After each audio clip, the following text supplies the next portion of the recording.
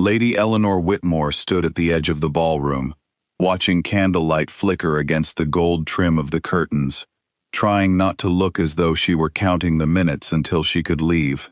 Her family's townhouse had not hosted a gathering this grand in 3 years, and she suspected this would be the last one for a long while yet. The Whitmore fortune, once steady and respectable, had thinned to almost nothing. Her father's debts were the kind that whispered through drawing rooms long before they were spoken aloud, and she had grown weary of pretending not to hear them. She was 24, considered past the age when most young women married, and she had long since stopped expecting a romantic match.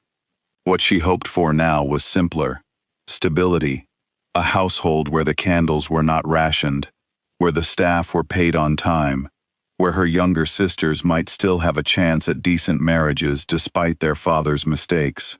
She watched the dancers spin past her and wondered, not for the first time, what it would feel like to stop worrying.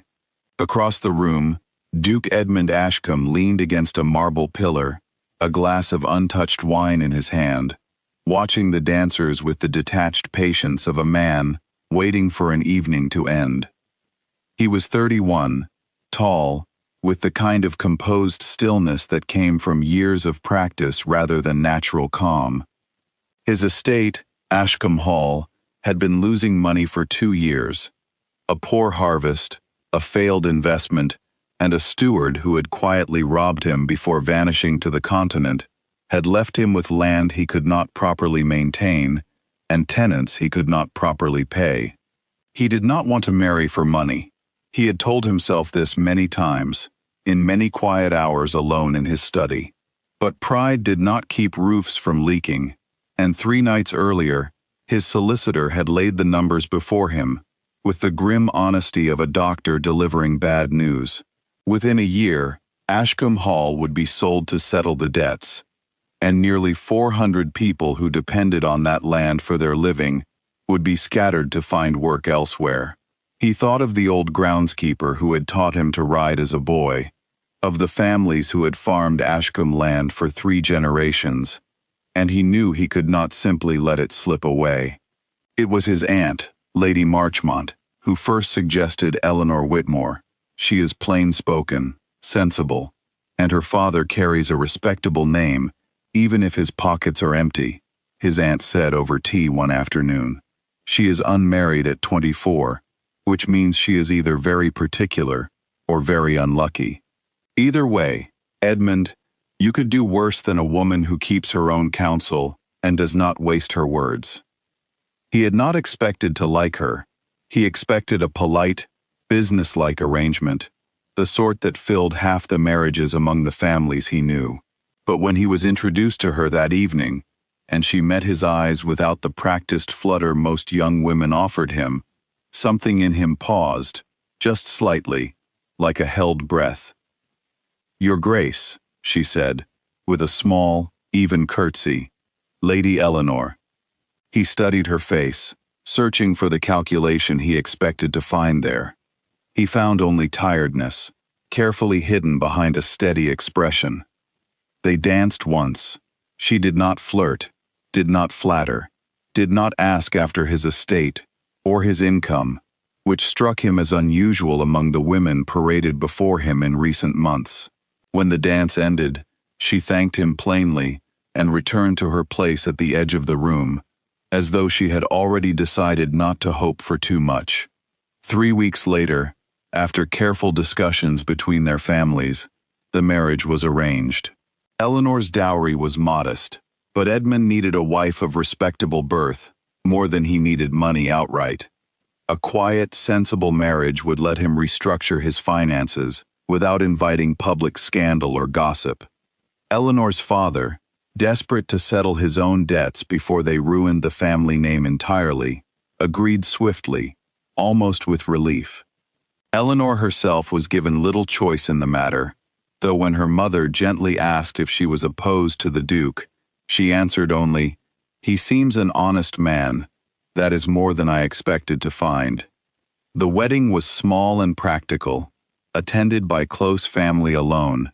Edmund stood at the altar in his best coat, feeling the weight of expectation pressing on his shoulders, and when Eleanor walked toward him in pale blue silk, he found himself unexpectedly grateful that she did not smile falsely or weep for show. She simply looked steady, the way a person looks when they have already decided to endure whatever comes next without complaint. They moved to Ashcombe Hall a week later. The estate was beautiful in the way old places often are. Grand stone walls softened by climbing ivy, gardens that had once been carefully tended now slightly overgrown, a household staff that worked hard but worked anxious, aware that their futures hung on uncertain ground. Eleanor walked through the halls on her first day and said little, but Edmund noticed she paid close attention to everything around her. She asked the housekeeper about the kitchen accounts. She asked the young steward, Mr. Pruitt, who had only recently taken charge after the previous steward's sudden disappearance, about the tenant farms and their yields. She asked questions Edmund himself had not thought to ask in months, too consumed by worry to look closely at the details that mattered. At first, Edmund assumed this was simple curiosity, the natural interest of a new mistress settling into her home. He treated her with polite distance, the way he treated most matters he did not yet trust. They shared meals, exchanged courteous conversation, and slept in separate chambers, the marriage businesslike in every visible way, each of them careful not to expect too much from the other. But 3 weeks into their marriage, Eleanor came to him in his study one evening, a ledger tucked under her arm and a steady look on her face. "Your Grace," she said, "I believe there is a discrepancy in the Western Farms reported yield." He looked up, surprised. "A discrepancy?" "Mr. Pruitt reported the wheat yield at 60 bushels per acre. I walked the field myself yesterday with the tenant, Mr. Call. He told me the actual yield was closer to 90. The difference has been recorded as loss, but I saw no sign of blight or storm damage to explain it." Edmund set down his pen slowly. "You walked the fields. I grew up helping manage my father's smaller estate, Your Grace, before his debts forced the sale of half our land. I know what a healthy field looks like, and I know what numbers on paper sometimes choose to hide." He studied her in the candlelight, reconsidering the woman seated across from him. "You think someone is taking the difference for themselves. I think it is worth investigating, before simply assuming the estate has been unlucky." It was the first crack in what they would slowly uncover together over the following months. A quiet, persistent theft running through several of the estate's accounts, small enough to escape easy notice, but large enough, added up across many transactions, to explain a significant share of Ashcombe's losses. Eleanor's sharp eye for numbers, and her habit of walking the land herself, rather than trusting reports alone, uncovered what Edmund's worried accountants in London had completely missed. Over the following weeks, Eleanor became, without ever asking for the title, the true manager of Ashcombe's daily and agricultural affairs.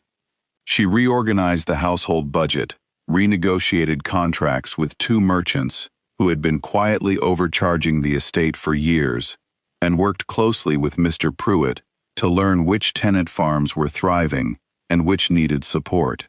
Edmund, for his part, handled what she could not: the legal matters, the London creditors, the delicate work of protecting the family's reputation while quietly fixing its finances behind closed doors.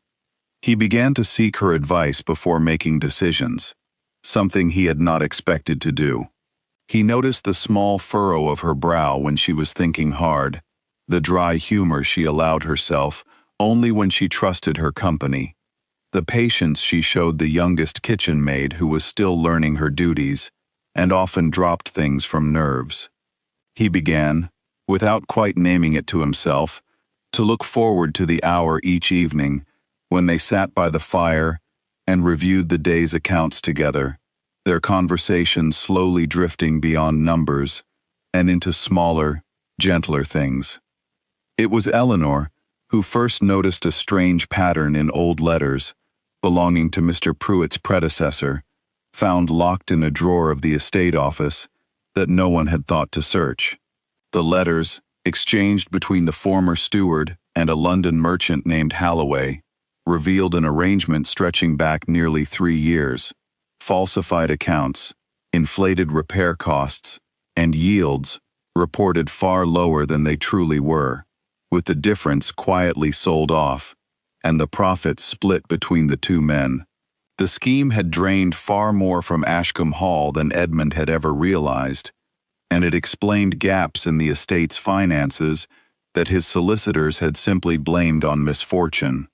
When Eleanor brought the letters to him, her hands steady despite the seriousness of what she carried, Edmund read them twice in silence, his jaw tightening with each line. "This is why the estate nearly fell," he said quietly. "Not bad luck, not poor harvests alone. This. It explains a great deal," Eleanor agreed gently, "though I imagine the bad harvest 2 years ago did not help matters either." He looked up at her, something unreadable in his expression. "You found this on your own." "I was looking for an explanation that made sense of the numbers. The numbers did not make sense until I read these letters." He set them down carefully, suddenly aware of how close he had come to losing everything, not merely to misfortune, but to deception he had been too overwhelmed to notice.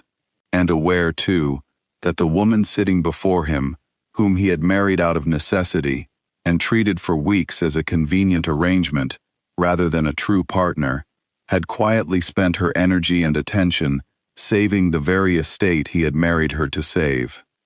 Eleanor. He rarely used her given name, and it felt strange and warm in his mouth. "Why did you do this? You did not have to." She considered the question seriously, the way she considered most things.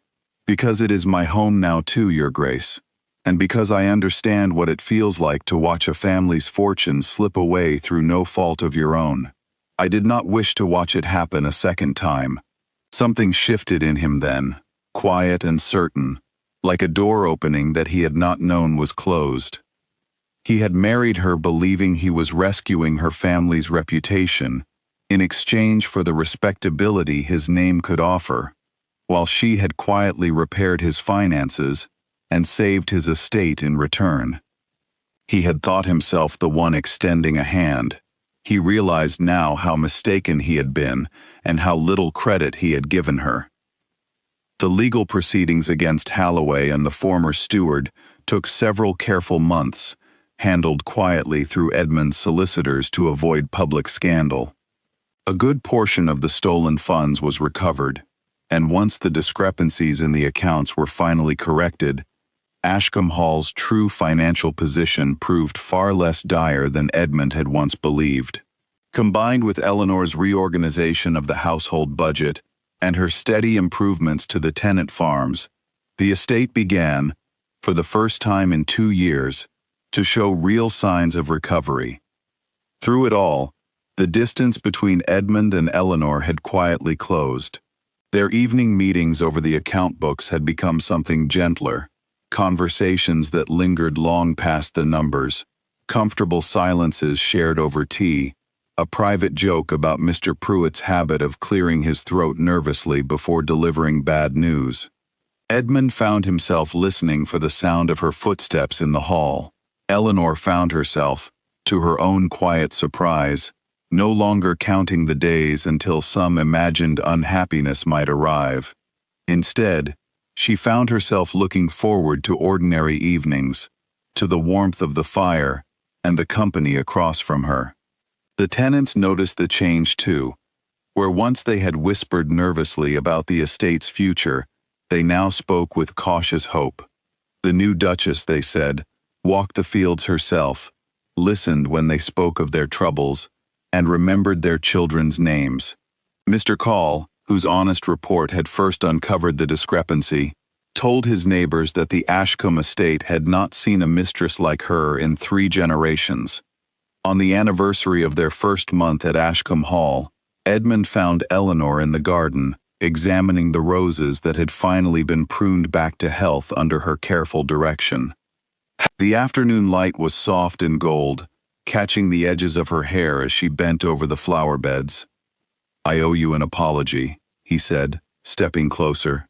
She turned, surprised. "For what, Your Grace?" "For believing, when we married, that I was the one offering rescue. For not seeing, until far too late, that you had quietly been saving this estate, and perhaps saving me, since the very week we arrived." He paused, choosing his words carefully. "I did not marry you because I loved you, Eleanor. I married you because I was desperate, and you were sensible.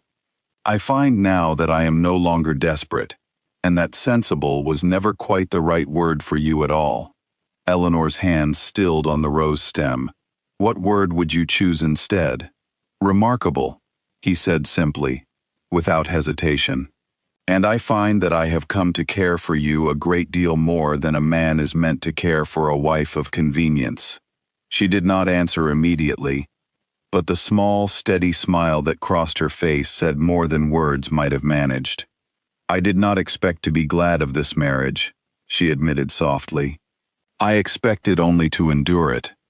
I find instead that I have grown to look forward to each day of it, more than I ever imagined I would." He reached for her hand, the gesture careful, almost formal, though his eyes were not.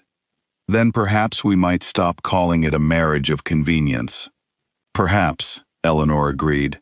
"We might call it a partnership instead, one that happened to save us both." Edmund laughed, the sound unguarded in a way it rarely was, warm and genuine. "A fair trade, then. My name for your good sense." "And my good sense," Eleanor said, eyes bright, "for a man honest enough to admit when he has been saved."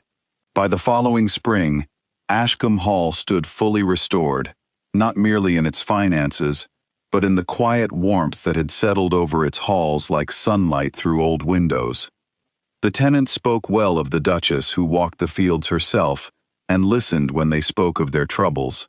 The household staff no longer flinched at the mention of London creditors, and laughter could be heard again in the kitchens in the evenings. Mr. Pruitt, now trusted completely, managed the estate's affairs with quiet confidence, no longer burdened by the shadow of his predecessor's crimes. And Edmund Ashcombe, who had once stood at the edge of a ballroom counting the minutes until an evening's end, found himself instead counting the years he hoped still lay ahead, beside the woman he had married to save his estate, and who, in the end, had saved him first.